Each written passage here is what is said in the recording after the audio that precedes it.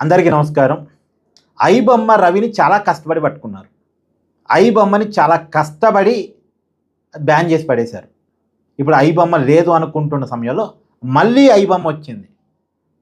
ఈ ఐబొమ్మని మళ్ళా రవినే క్రియేట్ చేశాడా, ఇంకెవరైనా క్రియేట్ చేశారో తెలియదు. కానీ మళ్ళా ఐబొమ్మ దర్శనం ఇచ్చింది. సరే, ఫస్ట్ అయితే ఐబొమ్మ రవి బెయిల్ మీద బయటే ఉన్నారు. బెయిల్ మీద బయట ఉన్నారు కాబట్టి మళ్ళీ ఆయనే క్రియేట్ చేశాడా అని ఒక అనుమానం అయితే చాలామందిలో ఉంది.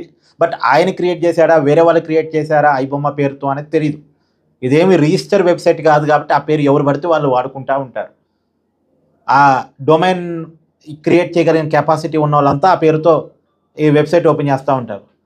రేపటి నుంచి కొత్త కొత్త సినిమాలు మనం ఐబొమ్మలో చూడటానికి అవకాశం ఉండే విధంగా కొత్త వెబ్సైట్ అయితే వచ్చింది. బట్ ఈ కొత్త వెబ్సైట్ ఎక్కువ కాలం ఉండనివ్వరు, పోలీసులు తీసివేస్తారు నేను అనుకోవటం.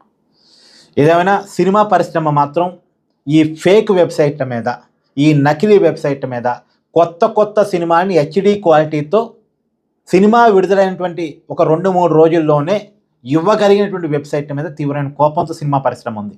సినిమా పరిశ్రమ కోసమే చాలా సీరియస్గా తీసుకొని ఐబొమ్మ రవిని ట్రాక్ చేసి మరీ పట్టుకున్నారు. కానీ ఈ నకిలీ వెబ్సైట్లు మాత్రం పోలీసులు ఆపలేకపోతున్నారు. వీటికి ప్రజలు కూడా అలవాటైపోయి ఉన్నారండి. సినిమా టికెట్ ధరలు విపరీతంగా పెరగటం వల్ల, సినిమా థియేటర్కి ఫ్యామిలీ కలిసి వెళితే వేలాది రూపాయలు ఖర్చు అయ్యే పరిస్థితులు రావటం వల్ల, పైగా సినిమా టికెట్ మాత్రమే కాదు, అక్కడికి వెళితే పిల్లలు ఏదో ఒకటి కావాలని కూడా అడుగుతారు, బిస్కెట్లు, చాక్లెట్లు, పాప్కార్న్, ఇవన్నీ టూ మచ్ ఆఫ్ కాస్ట్ కావటం వల్ల సినిమా థియేటర్కి వెళ్ళటం అనేది బాగా తగ్గిపోతుంది. ఇంట్లోనే ఇలాంటి ఫేక్ వెబ్సైట్, నకిలీ వెబ్సైట్ల ద్వారానో కొత్త సినిమాలు చూసేటువంటి కల్చర్కి జనాలు అలవాటు పడ్డారు. ఈ అలవాటు పోవాలి, సినిమా థియేటర్కి జనాలు రావాలంటే సినిమా టికెట్ ధరలు అమాంతం తగ్గాలి.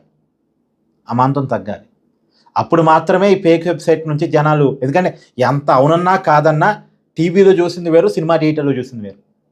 సినిమా థియేటర్లో చూడాలని కోరిక ఎవరికైనా ఉంటుంది, కానీ టూ మచ్ ఆఫ్ కాస్ట్ కదా. ఆ కాస్ట్ను తగ్గించగలిగితే వీటి నుంచి విముక్తి దొరికింది. మొత్తానికి ఐబొమ్మ అయితే మళ్ళీ వచ్చేసింది.